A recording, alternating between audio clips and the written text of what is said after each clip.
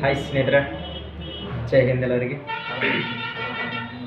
Indian navy ನೌಕಾಪಡೆಯಲ್ಲಿ civilian ಹುದ್ದೆಗಳನ್ನ ಕರೆದಿದ್ದಾರೆ ಅಂತ ತಕ್ಷಣ ನಿಮ್ಗೆ 910 ಹುದ್ದೆಗಳನ್ನ ಬಿಡುಗಡೆಯಾಗಿ ಮಾಡಿದ್ರೆ ನಿಮ್ಗೆ ಟೋಟಲಾಗಿ ಸಿವಿಲಿಯನ್ ಹುದ್ದೆಗಳನ್ನ ಕರೆದಿದ್ರು. ಆ ಹುದ್ದೆಗಳಿಗೆ ಅಪ್ಲಿಕೇಶನನ್ನು ಯಾರ್ಯಾರು ಹಾಕಬಹುದು, ಯಾರ್ಯಾರು ಹಾಕೋಕ್ಕೆ ಅವಕಾಶ ಇಲ್ಲ ಅಂತ ತಕ್ಷಣ ನಿಮ್ಗೆ ಅದ್ರ ಬಗ್ಗೆ ಸಂಪೂರ್ಣವಾದಂಥ ಡೀಟೇಲ್ಸನ್ನು ನಾನು ಒಂದು ವಿಡಿಯೋದಲ್ಲಿ ಕೂಡ ಮಾಡಿದ್ದೆ. ಈಗ ಅಪ್ಲಿಕೇಶನ್ ಕೂಡ ಸ್ಟಾರ್ಟ್ ಆಗಿದೆ. ಅದಕ್ಕೋಸ್ಕರ ನಾನು ನಿಮ್ಗೆ ಹೇಳಿದ್ದೀನಿ, ನಾನು ಯಾವುದೇ ಒಂದು ನೋಟಿಫಿಕೇಶನ್ ನಿಮ್ಗೆ ಅದ್ರ ಬಗ್ಗೆ ನಾನು ಡೀಟೇಲ್ಸಾಗಿ ತಿಳಿಸಿದ್ದೆ ಅಂದರು ಅಪ್ಲಿಕೇಶನ್ನ ಸ್ಟಾರ್ಟ್ ಆಗಿ ಕ್ಲೋಸ್ ಆಗಿ ಫೈನಲ್ ಸೆಲೆಕ್ಷನ್ ಆಗಿ ಹೋಗೋ ಮಟನು ನಿಮ್ಮ ಜೊತೆ ಅದ್ರ ಬಗ್ಗೆ ಅಪ್ಡೇಟ್ಗಳನ್ನು ಕೊಡ್ತೀನಿ ಅಂತ ಹೇಳಿಂದ ನಾನು ಯಾವತ್ತೂ ನಿಮ್ಗೆ ಹೇಳ್ತಾ ಇರ್ತೀನಿ. ನೋಡ್ಕೋಬೋದು, ಟೋಟಲಾಗಿ INCET ಅಂತ ಹೇಳಿಂದ ನಿಮ್ಗೆ ಆ ವೆಬ್ಸೈಟಲ್ಲಿ ಕೊಟ್ಟಿದ್ದಾರೆ. ಇಂಡಿಯನ್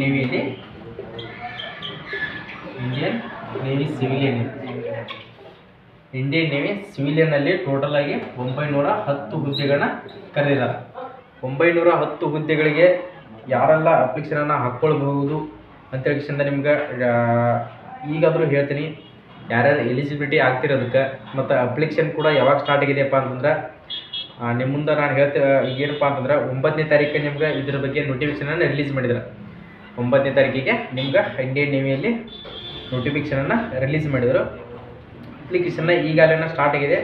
18ನೇ ತಾರೀಕು 18/12/2023 ಇವತ್ತಿಗೆ ಅಪ್ಲಿಕೇಶನ್ 18ನೇ ತಾರೀಕು ಸ್ಟಾರ್ಟ್ ಆಗೈತಿ. ಕ್ಲೋಸಿಂಗ್ ಡೇಟ್ ಯಾವಾಗಪ್ಪ ಅಂತಂದ್ರೆ 31/12/2023. ಬಹಳ ದಿನ ಅಪ್ಲಿಕೇಶನಿಗೆ ಟೈಮಿಂಗ್ ಕೂಡ ಕೊಟ್ಟಿಲ್ಲ.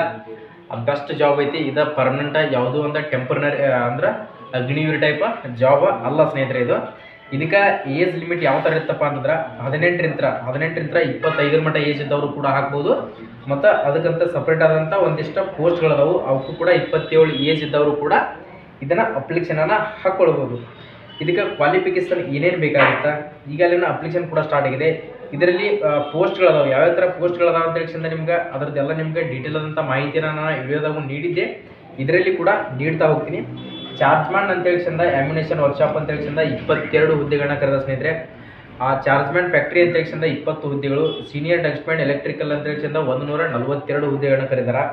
ಮತ್ತು ಸೀನಿಯರ್ ಡಚ್ಮ್ಯಾನ್ ಮೆಕ್ಯಾನಿಕಲ್ ಅಂತ ಹೇಳಿಂದ 26 ಹುದ್ದೆಗಳನ್ನ ಕರೆದಾರ. ಸೀನಿಯರ್ ಡಚ್ಮ್ಯಾನ್ ಕನ್ಸ್ಟ್ರಕ್ಷನ್ ಅಂತ ಹೇಳಿಂದ 29 ಹುದ್ದೆಗಳನ್ನ ಕರೆದಾರ. ಸೀನಿಯರ್ ಡಚ್ಮ್ಯಾನ್ ಅಂತ ಹೇಳಿಂದ ಕಾರ್ಪೊರೇಟರ್ ಅಂತ ಹೇಳಿಂದ 11 ಹುದ್ದೆಗಳನ್ನ ಕರೆದಾರ. ಸೀನಿಯರ್ ಡಚ್ಮ್ಯಾನ್ ಆರ್ಮೆಂಟೆಕ್ ಅಂತ ಹೇಳಿಂದ ಇದರಲ್ಲಿ ಕೂಡ 50 ಹುದ್ದೆಗಳನ್ನ ಕರೆದಾರ. ಮತ್ತು general central service group C non gazetted industrial ಅಂತ ಹೇಳಿಂದ ಟ್ರೇಡ್ಸ್ಮನ್ ಮೇಟ್ ಅಂತ ಹೇಳಿಂದ ಎಲ್ಲ ಒಂದು ಡಿಫೆನ್ಸ್ ಜಾಬ್ ಒಳಗೆ ಕರೀತಾರೆ. ಇವು 610 ಹುದ್ದೆಗಳದಾವು. 610 ಹುದ್ದೆಗಳಿಗೆ ಯಾರೆಲ್ಲ ಇವಕ್ಕೆಲ್ಲ ಅಪ್ಲಿಕೇಶನ್ ಹಾಕೋಬಹುದು ಅಂತ ಹೇಳಿಂದ ಅದನ್ನು ಕೂಡ ನಿಮ್ಮ ಮುಂದೆ ಡೀಟೇಲ್ ಆದಂಥ ಮಾಹಿತಿನ ನಿಮ್ಗೆ ನೀಡ್ತೀನಿ. ಈಗ ನೋಡ್ತಾ ಹೋಗೋಣ. ಅದಕ್ಕೆ ಕ್ವಾಲಿಫಿಕೇಷನ್ ಏನೇನು ಬೇಕಾಗುತ್ತೆ ನಿಮ್ಗೆ ಪ್ರತಿಯೊಂದು ಅದ್ರ ಬಗ್ಗೆ ಮಾಹಿತಿಗಳನ್ನ ನೀಡ್ತಾ ಹೋದ್ನಪ್ಪ ಅಂತಂದ್ರೆ ನಿಮ್ಗೆ ಗೊತ್ತಾಗುತ್ತೆ. ಚಾರ್ಜ್ಮ್ಯಾನ್ ಆ್ಯಮ್ಯುನೇಷನ್ ವರ್ಕ್ಶಾಪ್ ಅಂತ ಐತಿ. ಅದಕ್ಕೆ ಕ್ವಾಲಿಫಿಕೇಷನ್ ಏನೇನು ಬೇಕಾಗುತ್ತೆ ಅಂತ ಹೇಳಿಂದ ನಾನು ಹೇಳ್ತಿರೋದು ಮಾಹಿತಿಯನ್ನು ಪಾಯಿಂಟಾಗಿ ಕ್ಲಿಯರಾಗಿ ಅರ್ಥ ಮಾಡ್ಕೊಡ್ರಿ. ಅಂದ್ರೆ ಮಾತ್ರ ನಿಮ್ಗೆ ಇದಕ್ಕೆ ಎಲಿಜಿಬಿಲಿಟಿ ಅದೀನೋ ಇಲ್ಲೋ ಅಂತ ಹೇಳಿಂದ ನಿಮ್ಗೆ ಗೊತ್ತಾಗುತ್ತೆ.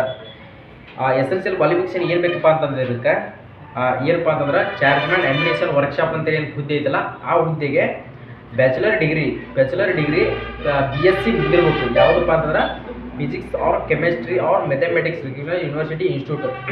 ಇದು ಮುಗಿದವರು BSc ಮುಗಿದವರು ಡಿಗ್ರಿಯಲ್ಲಿ ಅಪ್ಲಿಕೇಶನನ್ನು ಹಾಕ್ಕೊಳ್ಬೋದು. ಅದೇ ಥರನಾಗಿ diploma in chemical engineering from recognise university board. ಡಿಪ್ಲೊಮಾದೊಳಗೆ ಕೆಮಿಕಲ್ ಇಂಜಿನಿಯರಿಂಗ್ ಯಾರಾದರೂ ಮುಗಿಸಿದ್ರಪ್ಪ ಅಂತಂದ್ರೆ ಈ ಅಪ್ಲಿಕೇಶನಿಗೆ ಹಾಕ್ಕೊಳ್ಬೋದು. ನೆಕ್ಸ್ಟ್ ಚಾರ್ಜ್ಮೆಂಟ್ ಫ್ಯಾಕ್ಟ್ರಿ ಅಂತ ಹೇಳಿಂದ ಕರೀದಾರ. ಇದಕ್ಕೆ ಕ್ವಾಲಿಫಿಕೇಷನ್ ಏನೇನು ಬೇಕಾಗುತ್ತಪ್ಪ ಅಂತಂದ್ರೆ ಇದಕ್ಕೂ ಕೂಡ BSc ಮುಗಿದಿರಬೇಕಾಗುತ್ತೆ. ಬ್ಯಾಚುಲರ್ ಸೈನ್ಸ್ ಡಿಗ್ರಿ ಮತ್ತು ಯಾವುದೋ ಒಂದು ನರ್ಸಿಂಗ್ ಕೂಡ ಮಾಡಿರ್ಬೋದು, ಅದಕ್ಕೇನು ಸಂಬಂಧ ಇಲ್ಲ.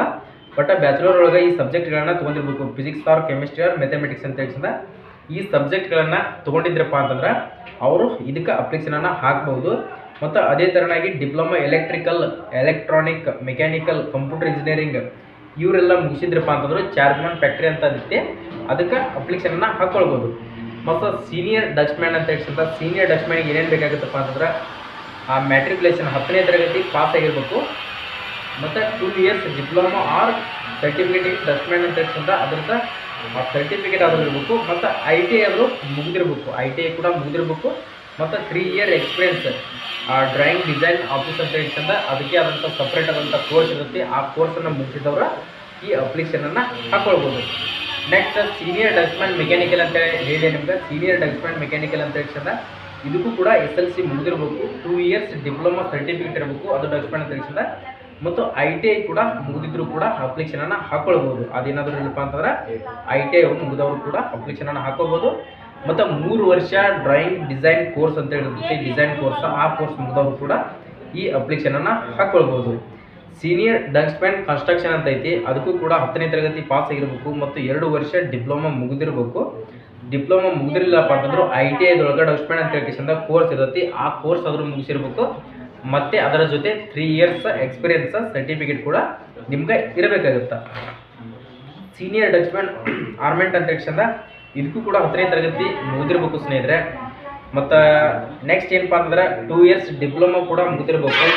ಅದು ಏನಾದರೂ ಇರಲಿಲ್ಲಪ್ಪ ಅಂತಂದ್ರೆ ITI ಆದರೂ ಮುಗಿಯುತ್ತಪ್ಪ ಅಂತಂದ್ರೆ ITI ಜೊತೆ 3 ವರ್ಷ ಎಕ್ಸ್ಪೀರಿಯನ್ಸ್ ಸರ್ಟಿಫಿಕೇಟ್ ಕೂಡ ಬೇಕಾಗುತ್ತೆ. ಇದ್ರೆ ಮಾತ್ರ ನೀವು ಅಪ್ಲಿಕೇಶನ್ನ ಹಾಕ್ಕೊಳ್ಳೋಕೆ ಅವಕಾಶ ಇರ್ತೈತಿ.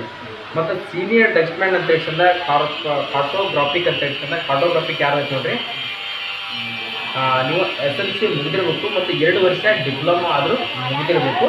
ಮತ್ತು ಡಸ್ಟ್ಮ್ಯಾನ್ ಅಂತ ಹೇಳ್ಕೊಂಡ ಡಸ್ಟ್ಮ್ಯಾನ್ಶಿಪ್ ಅಂತ ಹೇಳ್ಕೊಂಡ ಅದಕ್ಕೆ ಸಪ್ರೇಟ್ ಆದಂಥ ಕೋರ್ಸ್ ಕೂಡ ಇರ್ತೈತಿ, ಆ ಸರ್ಟಿಫಿಕೇಟ್ ಕೂಡ ಇರಬೇಕಾಗುತ್ತೆ. ಇಲ್ಲಪ್ಪ ಅಂತಂದ್ರೆ ITI ಆದರೂ ಮುಗಿದಿರಬೇಕು ಮತ್ತು 3 ವರ್ಷ ಎಕ್ಸ್ಪೀರಿಯನ್ಸ್ ಕೂಡ ಆಗಿರಬೇಕು. ಎಲ್ಲ ಯೂತ್ರ್ ಮೇಲೆ ಇದ್ದವರಷ್ಟು ಅಪ್ಲಿಕೇಶನನ್ನು ಹಾಕ್ಬಹುದಾ ಅಂತ ಹೇಳ್ಕೊಂಡ. ಮತ್ತು ಟ್ರೇಡ್ಮನ್ ಮೀಟ್ದಾಗ ಭಾಳಷ್ಟು ಜನ ಕೇಳ್ತಿರ್ಬೋದು. ಆ ಟ್ರೇಡ್ಮನ್ ಮೀಟ್ ಒಳಗೆ ಆಲ್ಮೋಸ್ಟ್ ಅಲ್ಲ ಜಸ್ಟ್ 10ನೇ ಮುಗಿದವ್ರನ್ನೂ ಕೂಡ ಎಲಿಜಿಬಿಲಿಟಿ ಮಾಡ್ಕೋಬಹುದಾ ಅಂತ ಹೇಳ್ಕೊಂಡ ಇದೊಂದು ಅವಕಾಶವನ್ನು ಭಾಳ ಮಿಸ್ ಆಗಿ ಕೊಟ್ಟಿದ್ದಾರೆ. ಆ್ಯಕ್ಚುಲಿ ಇದನ್ನು 10ನೇ ತರಗತಿ ಮೇಲೆ ಕೊಡಬೇಕಾಗಿತ್ತು. ಬಟ್ ಇದಕ್ಕೆ ಏನೇನು ಬೇಕಾಗಿತ್ತಪ್ಪ ಅಂತಂದ್ರೆ 610 ಪೋಸ್ಟ್ಗಳು ಏನದಲ್ಲ, ಇದ್ರದ್ದು ಕ್ವಾಲಿಫಿಕೇಷನ್ ಹೇಳ್ತೀನಿ ಕೇಳ್ರಿ. 10ನೇ ತರಗತಿ ಮುಗಿದಿರಬೇಕು ಮತ್ತು ನಿಮ್ಮದು ITI ಸರ್ಟಿಫಿಕೇಟ್ ಇರಬೇಕು.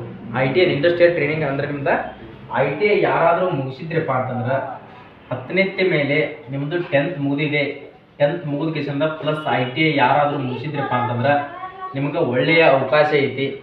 ITI ಮುಗಿದವರು ಭಾಳಷ್ಟು ಜನ ಎಲ್ಲೂ ಜಾಬ್ ಸಿಗಲ್ಲ, ನಮ್ಗೆ ಸಪ್ರೇಟಾಗಿ ಕಂಪ್ನಿ ಒಳಗೆ ಹೋಗ್ಬೇಕು ಅನ್ಕೋತ ಕುಂತಿರ್ತೀರಿ. ಇಂಥವೆಲ್ಲ ಜಾಬ್ಗಳನ್ನು ಮಿಸ್ಯೂಸನ್ನು ಮಾಡ್ಕೋತಿರ್ತೀರಿ. ಯಾಕಂದ್ರೆ ಗೊತ್ತಿರಲ್ಲ ITI ಒಂಥರ ಇದೊಂದು ನಾವು ITI ಮುಗಿಸಿದಪ್ಪ ಅಂತಂದ್ರೆ ಯಾವುದಾದ್ರೂ ಒಂದು ಕಂಪ್ನಿಯಾಗ ಹೋದ್ರೆ ಜಾಬ್ ಸಿಗುತ್ತೆ ಅಂತ ಹೇಳ್ಕೊಂಡು ಎಷ್ಟೋ ಜನ ಹೋಗಿರ್ತೀರಿ, ಪರವಾಗಿಲ್ಲ.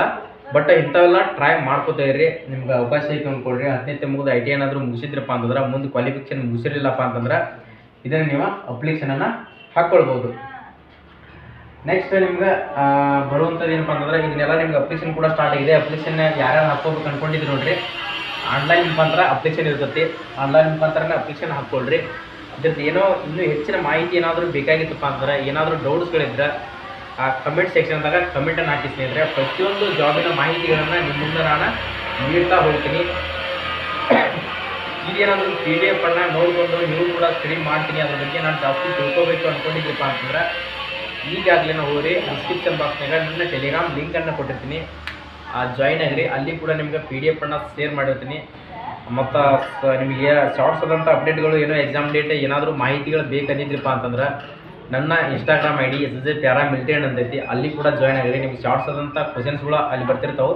ಯಾವುದೇ ಒಂದು ಮಾಹಿತಿಯನ್ನು ಯೂಟ್ಯೂಬ್ನಾಗ ನೀಡೋಕ್ಕಾಗಲಿಕ್ಕಂದ್ರೂ ಅಲ್ಲಿ ಕೂಡ ನೀಡ್ತಾ ಇರ್ತೀನಿ. ಮತ್ತು ವಾಟ್ಸಪ್ ಗ್ರೂಪ್ ಕೂಡ ಲಿಂಕ್ ಕೊಟ್ಟಿರ್ತೀನಿ, ಅಲ್ಲಿ ಕೂಡ ಜಾಯ್ನ್ ಆಗಿರಿ. ಎಲ್ಲದರಲ್ಲಿ ನಿಮ್ಗೆ ಒಂದರಲ್ಲಿ ಇಲ್ಲಾಂದ್ರೂ ಒಂದರಲ್ಲಿ ಮಾಹಿತಿಗಳನ್ನು ಸಿಗ್ತಾವೆ. ಸ್ಟೇಟ್ ಗೌರ್ಮೆಂಟಲ್ಲಿ, ಸೆಂಟ್ರಲ್ ಗೌರ್ಮೆಂಟಲ್ಲಿ ಅದರೊಳಗೆ ಜಾಬ್ ಮಾಡ್ಕೋತಾನೆ ಇದ್ರಪ್ಪ ಅಂತಂದ್ರೆ ಪ್ರತಿಯೊಂದು ಮಾಹಿತಿಗಳನ್ನು ನೋಡೋಕೆ ಇಲ್ಲಿರಿ ಸ್ನೇಹಿತರೆ. ಮತ್ತು ಏನಾದರೂ ಡೌಟ್ಸ್ ಇತ್ತಪ್ಪ ಅಂದರೆ ಕಮೆಂಟ್ ಹಾಕ್ರಿ ಅಂತ ಹೇಳಿದ್ದೀನಿ ನಿಮಗೆ ಈಗಾಗಲೇ. ಇನ್ನೂ ಯಾರಾದರೂ ನಮ್ಮ ವಿಡಿಯೋಗಳನ್ನು ಹೊಸದಾಗಿ ನೋಡ್ತಾ ಇದ್ರಿ ಸ್ನೇಹಿತರೆ ಲೈಕ್ ಮಾಡಿರಿ. ಮತ್ತು ಈ ವಿಡಿಯೋನ ಎಲ್ಲ ನಿಮ್ಮ ITI ಮುಗಿದಂಥ ಸ್ನೇಹಿತರಿಗೆ ಮತ್ತು ಡಿಗ್ರಿ ಮುಗಿದಂಥವ್ರಿಗೆ ಅವ್ರಿಗೆಲ್ಲರಿಗೆ ಈ ವಿಡಿಯೋನ ಶೇರ್ ಮಾಡಿರಿ. ಸಬ್ಸ್ಕ್ರೈಬ್ ಮಾಡ್ಕೋದನ್ನ ಮರೆಯೋಕೆ ಹೋಗ್ಬೇಡಿ ಸ್ನೇಹಿತರೆ. ಸಬ್ಸ್ಕ್ರೈಬ್ ಮಾಡ್ಕೊಂಡು ಬೆಲ್ ಐಕಾನ್ ಮೇಲೆ ಕ್ಲಿಕ್ ಮಾಡಿ ಆಲ್ ನೋಟಿಫಿಕೇಶನ್ ಅಂತ ಕೊಟ್ಟರೆ ಅಂದರೆ ನಾವು ಹಾಕುವಂಥ ಡೈಲಿ ಅಪ್ಡೇಟ್ಗಳು ನಿಮ್ಮ ಮುಂದೆ ಬರ್ತಾ ಇರ್ತಾವೆ. ಮತ್ತು ನೆಕ್ಸ್ಟ್ ವಿಡಿಯೋದಲ್ಲಿ ಸಿಗೋಣ ಸ್ನೇಹಿತರೆ. ಜೈ ಹಿಂದ್, ಜೈ ಕರ್ನಾಟಕ.